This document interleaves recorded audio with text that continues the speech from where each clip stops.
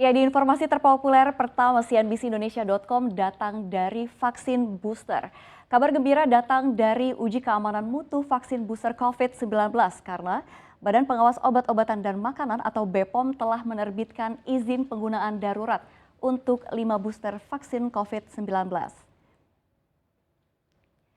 Hal tersebut diungkap oleh Kepala BPOM Penny Lukito. Penny menyebut ada 5 booster vaksin, diantaranya ada Sinovac, Pfizer, AstraZeneca, Moderna, dan juga Zivivax. Suntikan dosis ketiga atau vaksin booster COVID-19 ini bertujuan untuk mempercepat Indonesia keluar dari pandemi.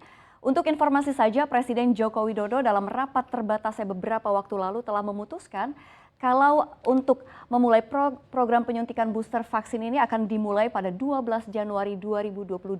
Di tahap awal booster vaksin nantinya akan diutamakan ke kelompok-kelompok lanjut usia dan juga kelompok masyarakat rentan.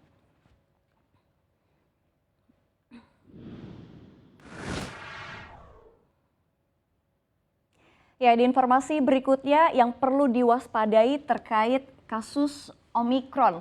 Ya, kasus Omikron di Indonesia naik secara signifikan. Kementerian Kesehatan mengumumkan penambahan kasus Omikron ini bertambah sebanyak 75 kasus baru.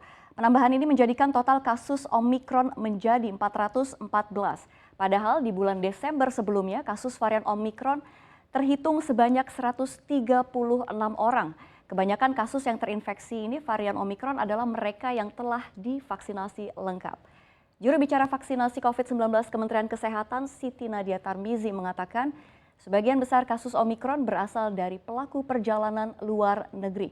Oleh sebab itu pemerintah pun menghimbau masyarakat agar menunda dulu rencana perjalanannya ke luar negeri.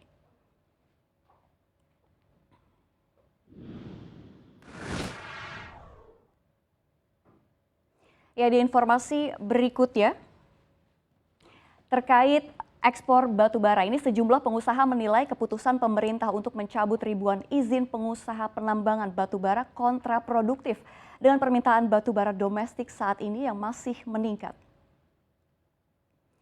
Hal ini terbukti dari laporan 20 pembangkit listrik tenaga uap milik PLN yang terancam berhenti lantaran tidak mendapat pasokan batu bara. Hal ini menyebabkan pemerintah mengambil langkah cepat untuk menghentikan sementara ekspor batu bara guna memastikan kebutuhan batu bara ke pembangkit listrik dalam negeri.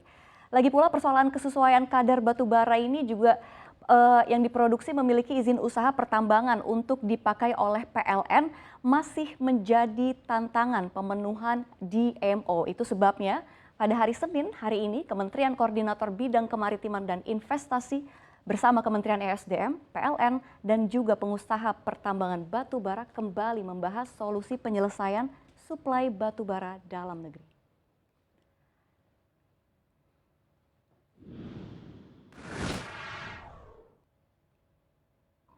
Di informasi yang terakhir, datang dari jagat media sosial yang dihebohkan dengan pecahan uang Rp75.000 yang ditawar dengan harga fantastis, yaitu hingga 5 juta rupiah. Salah satu pemilik akun TikTok @koleksi_uang menyebut berani menawar 5 juta rupiah untuk setiap lembar uang seri terbatas itu dengan syarat lembaran tersebut memiliki nomor seri cantik. Nomor seri cantik yang dimaksud adalah yang memiliki 4 angka kembar, bukan yang acak seperti kebanyakan per lembarnya. Seperti diketahui, Bank Indonesia resmi mengedarkan uang kertas pecahan Rp75.000 pada 17 Agustus 2020 silam sebagai peringatan kemerdekaan 75 tahun Republik Indonesia. Meskipun dapat digunakan sebagai alat transaksi, namun jumlah cetaknya yang hanya 75 juta lembar ini menyebabkan warga lebih menggunakan uang tersebut untuk hadiah maupun juga koleksi pribadi.